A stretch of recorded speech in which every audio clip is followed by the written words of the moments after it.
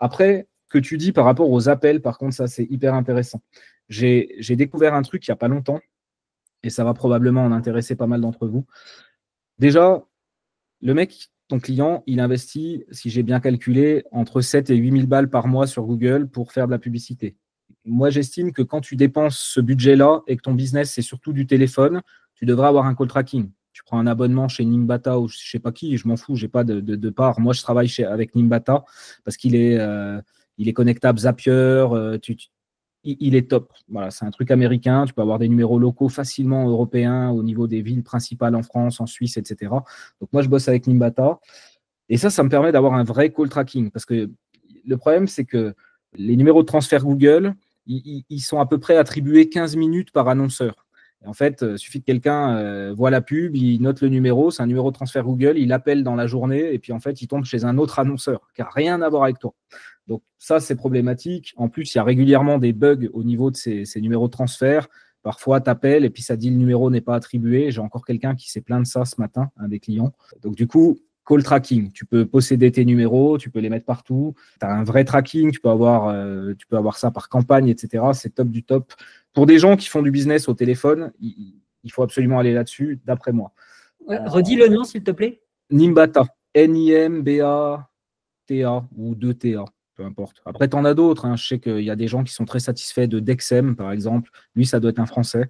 Il y en a d'autres. Après, là, je viens sur le truc de moi, je veux être tout en haut. Il se trouve que j'ai des clients aussi dans le domaine de l'urgence. J'en ai dans le domaine de la réparation de pare-brise. Et en fait, ce n'est pas de la vraie urgence, mais ça se comporte comme un business d'urgence. Tu es en premier, c'est là, tu prends le job. Tu n'es pas en premier, tu l'as dans l'os, c'est terminé. Donc effectivement, cette notion d'être premier, elle est importante. Et en fait, je me suis rendu compte que moi, je vous apprends dans le tremplin, notamment, à utiliser des stratégies d'enchères CPA cible, portfolio, pour avoir la possibilité de caper les enchères.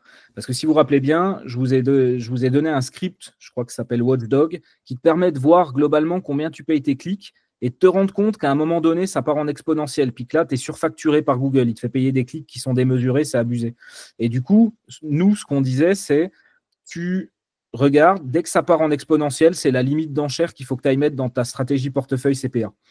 Ça, c'est vrai, mais ce n'est pas vrai pour les business de téléphone. Et je l'ai découvert là très récemment en consulting avec un client où lui, c'est que du téléphone, tout passe par le téléphone. Et en fait, on a fait des tests parce que dans Google Ads, à un moment donné, tu peux aller sur les ajustements d'enchères avancés. Est-ce que ça parle à tout le monde, ça? Les ajustements d'enchères avancés qui te permettent d'aller mettre un ajustement d'enchères pour que tu diffuses plus souvent ton extension d'appel dans les résultats. Voilà, donc tu viens sur une campagne search et puis là, tu as ici audience mots-clés contenu, tu as les ajustements des enchères avancées. Et en fait, ça vient te permettre de mettre une enchère, un ajustement d'enchère pour ton extension d'appel. Et tu vas pouvoir aussi monitorer, je crois que c'est celui-là, couverture. Alors là, il se trouve que je suis dans un compte où il n'y a rien eu. Mais en fait, il va te dire, il va te donner un taux ici. Et puis le taux, ça veut dire quoi? Ça veut dire sur 100 fois où c'était possible d'afficher ton extension d'appel, toi, tu l'as affiché 60 fois, par exemple. Donc, il va te dire que tu as 60% de couverture. Et typiquement, dans des business de téléphone, évidemment, on veut augmenter le plus possible la couverture et que l'extension d'appel soit diffusée le plus possible. Et en fait, quand tu limites tes CPC par ta stratégie d'enchère, tu ne peux pas avoir ici un taux qui se rapproche des 100%.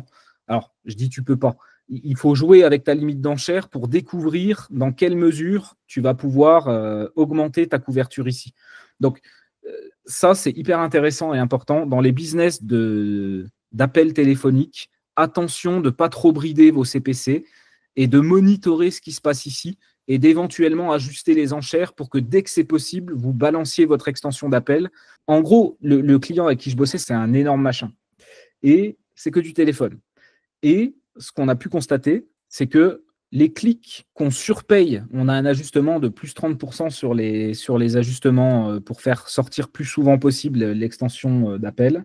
Les clics, on les payait genre 30 à 50% plus cher quand il y a l'extension d'appel, mais le coût par conversion reste plus faible quand il y a l'extension d'appel parce que les gens appellent direct et que la conversion, elle se fait au téléphone.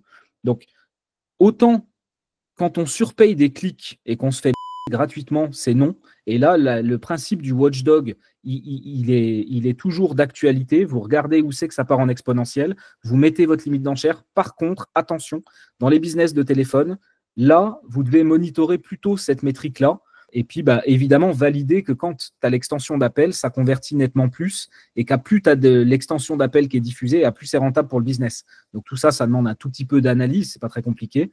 Mais voilà, faites juste attention à ça pour les business liés aux appels, de ne pas trop limiter l'enchère parce que sinon, vous allez limiter votre diffusion de l'extension d'appel. Ça, plus le call tracking. Mais alors, tu parles d'une stratégie d'enchère en CPC manuel?